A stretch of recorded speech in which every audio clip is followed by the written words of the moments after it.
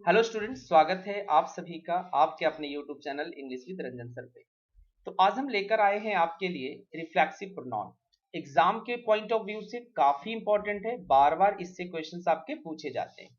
तो आज हम देखेंगे रिफ्लेक्सिव प्रोनाउन होता कैसे, रिफ्लेक्सिव प्रोनाउन बनता कैसे और इसके क्या क्या यूजेस हैं। बट बिफोर आई स्टार्ट, आप लोगों को बताना चाहूंगा कि आप फ्री क्लासेस अनअकैडमी पर मेरा अटेंड कर सकते हैं। मैं अनअकैडमी पर क्लासेस लेता हूं। अभी 2 क्लासेस होने वाली हैं। आप दोनों क्लासेस को फ्री ऑफ कॉस्ट अटेंड कर सकते हैं। अगर अभी आप प्रिपरेशन कर रहे हैं सीजीएल की, सीएचएसएल की, एमटीएस की, जिनका एग्जाम आपको आने वाले टाइम में देना है और इंग्लिश खास करके आपकी समस्या बनी हुई है, तो इसके लिए आप मेरा लाइव सेशन अटेंड कर सकते हैं फ्री ऑफ कॉस्ट अनअकैडमी पर। क्लासेस के लिंक इस वीडियो के डिस्क्रिप्शन में आपको मिल जाएगा। जस्ट क्लिक कीजिए और क्लासेस को आप अटेंड कीजिए। क्लासेस को अनलॉक करने के लिए, जो फ्री क्लासेस है, जब आप अनअकैडमी का लर्नर ऐप इंस्टॉल करेंगे तो क्लास को अनलॉक करने के लिए आपको इस कोड का इस्तेमाल करना है, रंजन 2021, जिससे आपकी फ्री क्लासेस अनलॉक हो जाएंगी। जस्ट आपको कोड का यूज करना है। रजिस्टर करने के बाद आपकी जो भी फ्री क्लासेस हैं वो आप मेरा और साथ ही साथ और भी जो भी क्लासेस होती है फ्री, उसे आप अटेंड कर सकते हैं।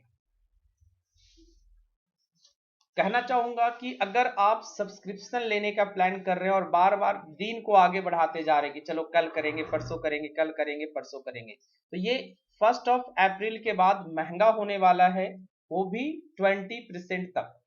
यानी अप टू 20% तक आपका सब्सक्रिप्शन महंगा होने वाला है, फी आपका महंगा होने वाला है। तो बिफोर प्राइस हाइक्स आप सब्सक्रिप्शन ले लीजिए 10% डिस्काउंट के साथ। जस्ट कोड का यूज कीजिए रंजन 2021 और सब्सक्रिप्शन ले लीजिए। अपने आप को सिक्योर कर लीजिए कि अगर आपकी प्रिपरेशन एक प्रॉपर तरीके से चलना है या आप चाहते हैं कि प्रॉपर तरीके से हमारा प्रिपरेशन चलता रहे, तो आप जाकर के सब्सक्रिप्शन ले लीजिए। सब्सक्रिप्शन का लिंक भी आपको डिस्क्रिप्शन बॉक्स में मिल जाएगा। जस्ट वहां पर जाकर के क्लिक कीजिए और सब्सक्रिप्शन पेज पे चले जाइए। और इन केस अगर आपको किसी तरह का दिक्कत हो तो नीचे मेरा नंबर स्क्रॉल कर रहा है, आप उस पर हमें व्हाट्सअप कर सकते हैं, कॉल कर सकते हैं। देखिए अभी नंबर आ रहा है नीचे 7827536116। तो इस नंबर पे आप हमें मैसेज कर सकते हैं या व्हाट्सअप कर सकते हैं। चलिए, और ये मेरा वेबसाइट है जहां पे मैं मैक्सिमम जो भी चीजें वीडियोज बनाता हूँ या जो भी रिटन कंटेंट होता है वो मैं यहाँ पर भी आपको पोस्ट करता हूँ englishtak.com पे। ब्लॉग पोस्ट पढ़ सकते हैं, पीडीएफ डाउनलोड कर सकते हैं, पेड ई बुक डाउनलोड कर सकते हैं, जो कि पेड होता है। पेड ई बुक आप डाउनलोड कर सकते हैं। चलिए, सबसे पहले बात हम करेंगे रिफ्लेक्सिव प्रोनाउन की कि रिफ्लेक्सिव प्रोनाउन होता क्या है। जब हम रिफ्लेक्सिव प्रोनाउन की बात करते हैं तो आप लोग साइंस में एक चैप्टर जरूर पढ़ा होगा या शब्द सुना होगा, रिफ्लेक्शन। रिफ्लेक्ट करने का मतलब कि कुछ इस तरीके से जाना, किसी पॉइंट से वापस आ जाना, इसको हम कहते हैं रिफ्लेक्शन। तो रिफ्लेक्सिव का भी मतलब वही होता है कि जब कोई एक्शन किया जाता है, तो अगर आपने कभी वर्ब के बारे में पढ़ा है, तो अगर कोई एक्शन किया जाता है तो वो सब्जेक्ट से शुरू होता है और आगे ऑब्जेक्ट तक जाता है। इतना बात समझते हैं कि जब भी कोई एक्शन किया जाता है तो सब्जेक्ट करता है, यानी सब्जेक्ट से शुरू होकर के ऑब्जेक्ट तक जाता है। लेकिन हम बात कर रहे हैं रिफ्लेक्सिव प्रोनाउन की, तो रिफ्लेक्सिव में क्या होता है कि कभी कभी एक्शन ऑब्जेक्ट तक ना जाकर के वापस सब्जेक्ट तक आ जाता है, तब हमारे पास जरूरत पड़ती है रिफ्लेक्सिव प्रोनाउन की। ध्यान रखेंगे कि अगर सब्जेक्ट कोई एक्शन कर रहा है, वो आगे कोई अदर ऑब्जेक्ट पे ना जाकर के वो वापस सब्जेक्ट के ऊपर ही हो रहा है, सब्जेक्ट पर ही हो रहा है, वहां पर हम यूज करते हैं रिफ्लेक्सिव प्रोनाउन। अब हम जान लेते हैं कि reflexive pronoun by the way बनता कैसे है। देखेंगे, आपने रिफ्लेक्सिव प्रोनाउन बनाने के लिए हम 2 तरह का टर्म का यूज करते हैं। एक होता है हमारा सेल्फ और एक होता है सेल्फ। यानी सिंगुलर प्रोनाउन के साथ हम सेल्फ टर्म का यूज करते हैं और प्लूरल प्रोनाउन के साथ सेल्फ टर्म का यूज करते हैं। जैसे हम बात करें तो my self, your self, him self, her self, ये सभी के सभी सिंगुलर प्रोनाउन है, ये सभी के साथ सिंगुलर में सेल्फ लगा दें। अब हम बात करेंगे प्लूरल प्रोनाउन की, सेल्फ्स की। तो जैसे हम लिखेंगे आर सेल्व्स, फिर होगा आपका योर सेल्व्स, योर के साथ दोनों अप्लाइड है क्योंकि यहां पर यूज सिंगुलर को रिप्रेजेंट कर रहा है और यहां पर प्लूरल को रिप्रेजेंट कर रहा है। हम यूज करेंगे देमसेल्व्स। तो ये प्रोनाउन हमारे बनके तैयार हो गए रिफ्लेक्सिव प्रोनाउन। तो हमें ये चीजें समझ में आ गई कि रिफ्लेक्सिव प्रोनाउन किस तरीके से फ्रेम किया जाता है। अब आगे बढ़ते हैं कि रिफ्लेक्सिव प्रोनाउन का यूज है क्या, कि when the subject of the verb is the receiver of the action, यानी हम कह रहे हैं कि अगर इसका सब्जेक्ट ही रिसीवर बन जाए, यानी जो करता है, जो सब्जेक्ट का डूअर है वही उसको रिसीव भी कर रहा हो, मतलब कोई एक्शन जो कि करने वाला और रिसीव करने वाला दोनों एक ही आदमी हो, the action is said to be reflected. यहां पर एक्शन को क्या होगा कि भैया कि एक्शन रिफ्लेक्ट हो रहा है। सच वर्ब्स आर यूज्ड रिफ्लेक्सिवली। तो कहने का मतलब है कि अगर कुछ एक्शन आप कर रहे हो वो सब्जेक्ट से आगे ऑब्जेक्ट की तरफ नहीं जा रहा है, वो वापस रिफ्लेक्ट होके कहां चला रहा है, सब्जेक्ट की तरफ। जैसे एक क्वेश्चन, एक एग्जांपल्स है कि ट्रेन छूट जाने के बाद उसने खुद को कोसा, या उसने खुद को गाली दिया, या उन्होंने खुद को समझाया, या खुद को सलाह दिया। तो कहने का मतलब ट्रेन छूट गई, अब ट्रेन छूटने के बाद वो खुद को कोस रहा है, खुद को गाली दे रहा है। तो यहां पर गाली देने वाला और गाली को सुनने वाला यानी रिसीव करने वाला उस एक्शन को खुद है।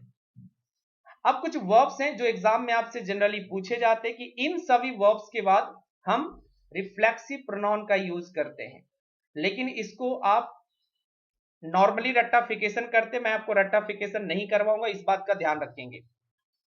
ध्यान ये रखना है कि जनरली ये सारे जो वर्ब्स लिखे ना ये ट्रांजिटिव वर्ब है, और हम जैसा सभी जानते हैं कि ट्रांजिटिव वर्ब है तो उसके साथ एक ऑब्जेक्ट आना चाहिए।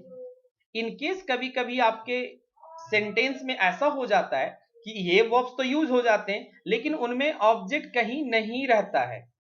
अब रट्टाफिकेशन नहीं करिएगा, ध्यान से समझ लीजिएगा कि ये सारे वर्ब्स ट्रांजिटिव हैं और इनको एक अपना ऑब्जेक्ट चाहिए। जो ट्रांजिटिव वर्ब होते हैं उनको ऑब्जेक्ट चाहिए। कुछ केसेज में इन सभी वर्ब्स जो जनरली लिखे हैं कि ऑब्जेक्ट दिया ही नहीं रहता है, फिर आपको क्या करना है, क्योंकि हमको एक ऑब्जेक्ट तो चाहिए। इन दैट वेरी केस आपको अपनी मर्जी से इस ऑब्जेक्ट के जगह पर रिफ्लेक्सिव लगा देना है। अगर दिया है तो जबरदस्ती नहीं लगाएंगे, अगर कोई ऑब्जेक्ट नहीं है तभी रिफ्लेक्सिव प्रोनाउन यूज होगा, इस बात का ध्यान रखेंगे। जैसे अक्यूट हो गया, एब्सेंट हो गया। अब एब्सेंट को थोड़ा सा और जान लीजिए कि एब्सेंट आपका एडजेक्टिव भी है और एब्सेंट आपका वर्ब भी है। जब वर्ब होगा तब रिफ्लेक्सिव, एडजेक्टिव होगा तो कोई रिफ्लेक्सिव इसके साथ यूज नहीं होगा। अवेल हो गया, रिकंसील हो गया, अम्यूज हो गया, इंट्रोड्यूस हो गया, रिजाइन हो गया, अवेंज हो गया, एटसेट्रा, एंजॉय हो गया। तो इन सभी वर्ब के बाद एक ऑब्जेक्ट होना अनिवार्य है। In case there is no object आप रिफ्लेक्सिव लगाइए। देखिएगा मैंने एग्जांपल्स भी उसी तरह से लिखा है कि one should avail one self of every opportunity in life. अब यहां पर देखेंगे ये सेंटेंस बिल्कुल करेक्ट है। अब क्यों इसको मैं करेक्ट कह रहा हूं जरा समझेंगे। अवेल टर्म है, यहां पर वन सेल्फ जो कि वन का रिफ्लेक्सिव प्रोनाउन है, ठीक है। ये चीज शायद मैं फर्स्ट में लिखना भूल गया, तो वन को आप ध्यान रखेंगे कि वन सेल्फ आपका रिफ्लेक्सिव प्रोनाउन है, ठीक है। तो one should avail one self of every opportunity in life, यानी कि किसी इंसान को भी अपने लाइफ में जो भी अपॉर्चुनिटी आए उसका फायदा उठाना चाहिए। तो आप देखोगे कि अगर यहां से ये हटा दो, मान लेते हैं हम कि वन सेल्फ को हमने हटा दिया, अब हम पढ़ रहे हैं कि one should avail of every opportunity in life. अब देखेंगे कि since avail is a transitive verb, अब इसका ऑब्जेक्ट कहां है, क्योंकि ये तो प्रेपोजिशन आ गया और इसके बाद वाला ये प्रेपोजिशन का ऑब्जेक्ट कहलाएगा। तो अवेल का कोई ऑब्जेक्ट तो हुआ नहीं, सो ये सेंटेंस गलत हुआ। इसीलिए यहां पर हमें जरूरी रूप से वन सेल्फ का प्रयोग करना है। They enjoyed the party last evening. अब यहां पर हमें कोई भी प्रोनाउन लगाने की जरूरत नहीं है, कोई रिफ्लेक्सिव प्रोनाउन लगाने की जरूरत नहीं है। ये सेंटेंस मेरा बिल्कुल करेक्ट है। क्यों, जरा समझेंगे। हम ना बिल्कुल रट्टाफिकेशन कर चुके कि एंजॉय आएगा तो रिफ्लेक्सिव प्रोनाउन लगाना है। अरे भाई यहां पर द पार्टी लिखा हुआ है, द पार्टी आपका ऑब्जेक्ट का काम कर जाएगा। दे एंजॉयड द पार्टी, क्या एंजॉय किए जी, व्हाट डिड दे एंजॉय, तो पार्टी जवाब मिल रहा है, सेंटेंस सही है। लेकिन दूसरा देखेंगे, they enjoyed in the party last evening, what did they enjoy, क्या जवाब मिल रहा है, नहीं। अब इस केस में यहां पर हमको क्या लगाना पड़ेगा, देमसेल्व्स लगाना पड़ेगा। यहां पर हमें लगाना पड़ेगा themselves. They enjoyed themselves in the party last evening. I hope समझ में आया, कोई रट्टाफिकेशन आप नहीं कर रहे हैं। She introduced herself to us, उन्होंने वह अपने आप को हम लोगों के साथ इंट्रोड्यूस करी। तो अगेन इंट्रोड्यूस के साथ अगर आप हरसेल्फ हटा दोगे तो ये टू प्रेपोजिशन हो जाएगा और ऑब्जेक्ट नहीं रहेगा, तो यहाँ पर हरसेल्फ का आना जरूरी है। He was determined to avenge the death of his wife. वह काफी डिटरमिन है कि अपने वाइफ के डेथ का बदला लेगा। तो अब समझेंगे जरा, डिटरमिन टू अवेंज, अब अवेंज वर्ब हो गया, अब इसके बाद जो द डेथ है वो इसका ऑब्जेक्ट हो गया, तो यहाँ पर रिफ्लेक्सिव प्रोनाउन लगाने की जरूरत नहीं है। तो आपने समझा कि हमें फिक्स्ड नहीं करना है, हमें देखना है कि कोई ऑब्जेक्ट है या नहीं है। In case there is no object, तब रिफ्लेक्सिव प्रोनाउन का यूज आप करेंगे। नेक्स्ट आते हैं कि कुछ वर्ब्स ऐसे हैं जो एग्जाम में आपके दिए जाते हैं, इनके बाद रिफ्लेक्सिव प्रोनाउन यूज नहीं होता है। लाइक कीप हो गया, स्टॉप हो गया, टर्न हो गया, क्वालिफाई हो गया, बाद हो गया, मूव हो गया, रेस्ट हो गया, हाइड। हाइड के साथ बार बार आपके एसएससी में क्वेश्चंस पूछे जाते हैं, ठीक है। अब जरा देखेंगे, you should keep your self away from bad boys, आपको अपने आप को लड़कों से दूर रखना है, तो यहां पर कीप के साथ हम योर सेल्फ का प्रयोग नहीं करेंगे। She has qualified herself for the post, तो जी नहीं, सिंपल इतना ही सही होगा, she has qualified for the post. अब क्यों नहीं होते जरा ये भी जान लीजिए, रीजन दे आर इंट्रांजिटिव, ये इंट्रांजिटिव है, इनको कोई ऑब्जेक्ट चाहिए नहीं, अगर इंट्रांजिटिव है तो ऑब्जेक्ट नहीं चाहिए तो ठीक है। इनकेस कुछ वर्ब्स हमारे पास ऐसे होते हैं कि वो इंट्रांजिटिव और ट्रांजिटिव दोनों तरीके से यूज होते हैं। अगर जब इंट्रांजिटिव होगा तो ऑब्जेक्ट नहीं आएगा, डिपेंड करेगा सेंटेंस पे। अगर ट्रांजिटिव है तो भैया ऑब्जेक्ट तो लेगा ही लेगा किसी ना किसी हालत में। अब जरा ये ही hide himself in the room, तो देखो भाई हिड करने का मतलब छुपाने का काम हुआ और खुद को उसने छुपाया, तो हिमसेल्फ लगाने की यहां पर जरूरत नहीं, ये यहां पर इंट्रांजिटिव हो गया। लेकिन दूसरा है कि the servant hid money under the carpet, अब देखेंगे हिड यहां पर ट्रांजिटिव हो गया, अगर ट्रांजिटिव हो गया तो मनी इसका ऑब्जेक्ट हो गया।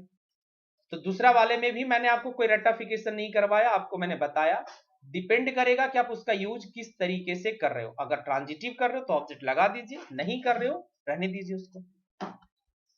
नेक्स्ट आता है, a reflexive pronoun can not act as a subject और object of a verb unless it is preceded by a noun और अ नॉन कंसर्न। प्रोनाउन और नॉन कंसर्न, अब जरा समझेंगे कि अगर हम कोई सब्जेक्ट लिख रहे हैं या कोई ऑब्जेक्ट लिख रहे हैं तो इनका यूज कभी भी, मतलब ये जो रिफ्लेक्सिव प्रोनाउन है इनका यूज कभी भी हम सब्जेक्ट ऑब्जेक्ट के रूप में नहीं कर सकते हैं। एक सिचुएशन बनता है कि कोई प्रोनाउन लिख दे या कोई नाउन लिख दे और बाद में रिफ्लेक्सिव प्रोनाउन लिख सकते हो, बाद में रिफ्लेक्सिव प्रोनाउन आप लिख सकते हो, लेकिन डायरेक्ट आप रिफ्लेक्सिव प्रोनाउन को सब्जेक्ट और ऑब्जेक्ट नहीं बना सकते।